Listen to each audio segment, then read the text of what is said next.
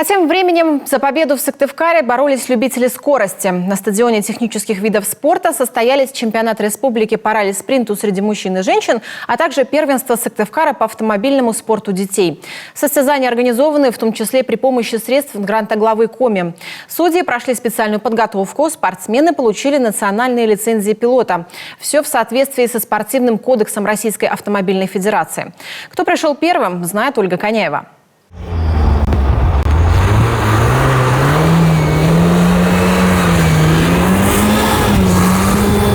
Рев моторов, крутые виражи, здоровый адреналин. На чемпионате республики Коми по ралли-спринту на стадионе технических видов спорта в Сыктывкаре 13 пилотов из 8 муниципалитетов. В заездах в основном отечественные спорткары с классическим задним приводом. Трасса больше 2 километров с резкими и затяжными поворотами и спецучастками с объездом поперечных препятствий.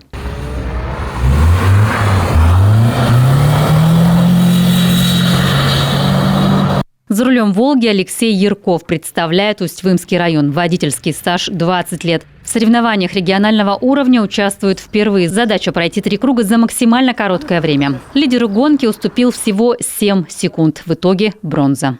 В квалификационных заездах делал ошибки, поэтому результат был не очень. Но к финальным заездам я свой результат улучшил на 21 секунду, потому что справился с, так скажем, с эмоциональным напряжением, взял себя в руки, перестал делать ошибки и максимально улучшил свой результат. Золото у сыктывкарского спортсмена с лучшим временем 3 минуты 26 секунд. Серебро уехало в Сыктывдинский район. Нашлось место и для автоледи. Почетное 8 из 13. Для первого раза вполне достойно. Я давно интересуюсь автомобилями, даже учусь в Сыктывкарском автомеханическом техникуме на техника по ремонту. И точно знаю, как ведет себя двигатель, и обладаю достаточными теоретическими знаниями. Про соревнования я узнала от друзей, и решила поучаствовать, приехала, поучаствовала в тренировке, поняла, что нет ничего невозможного. Экстремальное управление на льду в заносе. Ралли-спринт – это не просто драйв. В первую очередь повышение водительского мастерства и возможность роста. Сертифицированная трасса, тренировки, медкомиссия, технический осмотр. Чемпионат организован по всем правилам спортивного кодекса Российской автомобильной федерации. Это большое достижение для автоспорта региона, говорят организаторы. Мы провели огромную работу по подготовке к этим соревнованиям. Подготовили 12 судей 3-й квалификационной категории. Приглашали к нам на соревнования главную судейскую коллегию, состоящую из судей 1-й категории. Это были наши коллеги из Кировской области. Больше 20 спортсменов получили национальные лицензии пилотов. Это огромное преимущество. Эти документы дают им возможность заявляться и выступать на официальных спортивных мероприятиях по всей территории России. За звание лучшего в автомобильном спорте боролись и юные пилоты, сыктывкарцы 12-17 лет.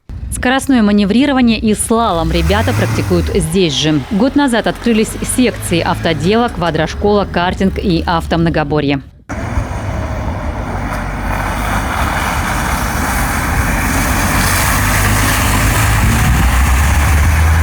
На моих курсах участвуют ребятишки до 18 лет.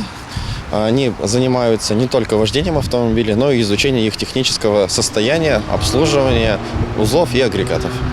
Федерация автоспорта в Коми работает с 2014-го. 3 года назад заброшенный объект в лесозаводе без электричества и инфраструктуры своими силами превратили в полноценный стадион технических видов спорта, единственный в регионе. Теперь, говорят организаторы, найти бы еще асфальтированную площадку для летнего автомногоборья. Ольга Коняева, Роман Боровиков, телеканал Юрган.